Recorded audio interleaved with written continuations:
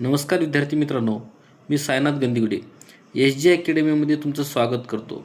विद्यार्थी मित्रांनो, आज आपण भारतातील प्रमुख भारतातील प्रमुख शिखरे आज आपण पाहणार आहोत. तर यामध्ये त्या शिखर, त्याच्यानंतर आपल्याला त्याची पर्वतरांग, देश, राज्य, त्याची उंची आणि वैशिष्ट्ये आपल्याला पाहायचं आहे. तर पहिला जो शिखर आहे तो आहे माउंट एव्हरेस्ट.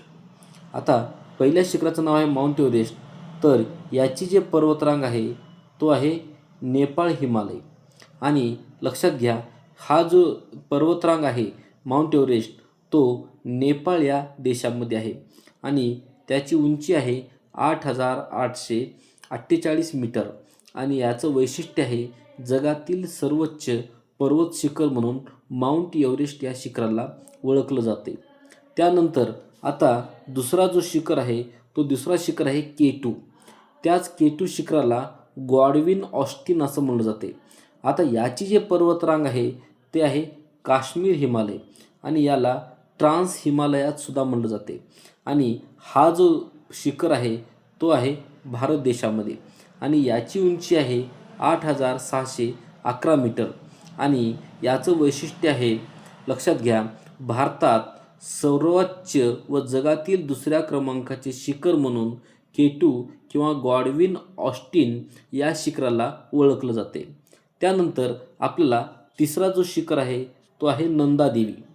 आता त्याच्यानंतर हा नंदादेवी जो शिखर आहे याची पर्वतरांग आहे कुमाऊ. आता हा जो शिखर आहे तो भारत देशामध्ये आहे आणि याची उंची आहे 8,717 मीटर.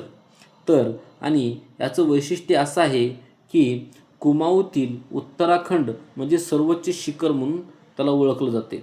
आता चौथा जो शिखर आहे तो आहे अन्नाईमुडी. आता अन्नाईमुडी शिखरामध्ये आपल्याला पाहायचं आहे याची पर्वतरांग आहे अन्नामलाई.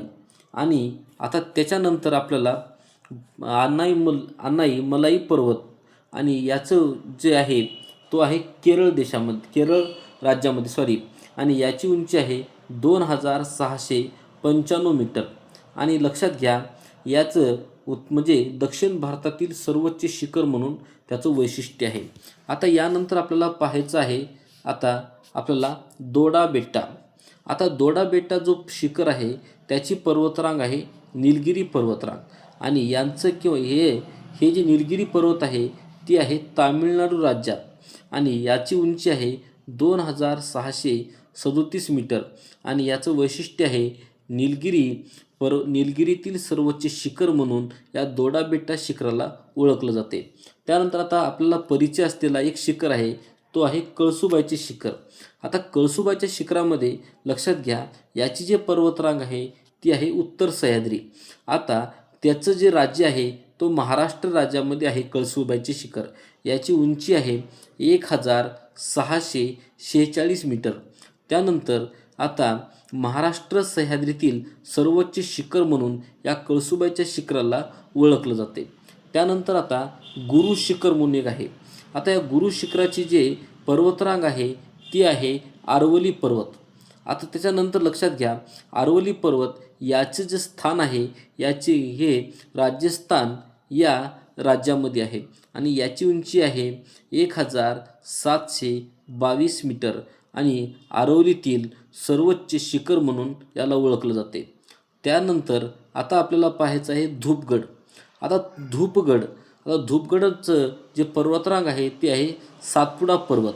त्यानंतर आता देश किंवा राज्य हे धूपगड हे शिखर मध्य प्रदेशमधील आहे आणि लक्षात घ्या, याची जी उंची आहे 1,350 मीटर. त्यानंतर आता याचं वैशिष्ट्य आहे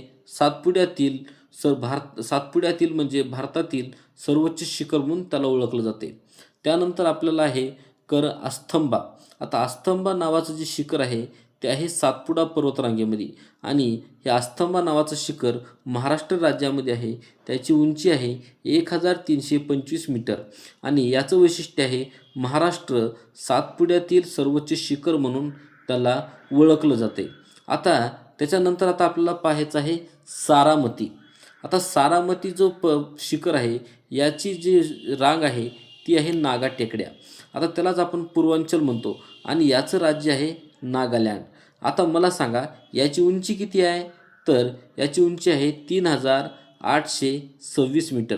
याचं वैशिष्ट्य काहीच उल्लेख नाही. त्यानंतर आपल्याला बघायचं आहे सद्भावना. आता सद्भावनाला दुसरं नाव आहे गुडविल. आता याचं जे पर्वत शिखर आहे तो आहे विंध्य पर्वत आणि याची हे जे विंध्य पर्वत आहे किंवा सद्भावना जे शिखर आहे याचं राज्य आहे मध्य प्रदेश आणि याची उंची आहे 752 मीटर. अशा प्रकारे विद्यार्थी मित्रांनो आज आपण महत्त्वाचे जे पर्वत शिखर आहेत महत्त्वाचे आज आपण पाहिलेलो आहोत.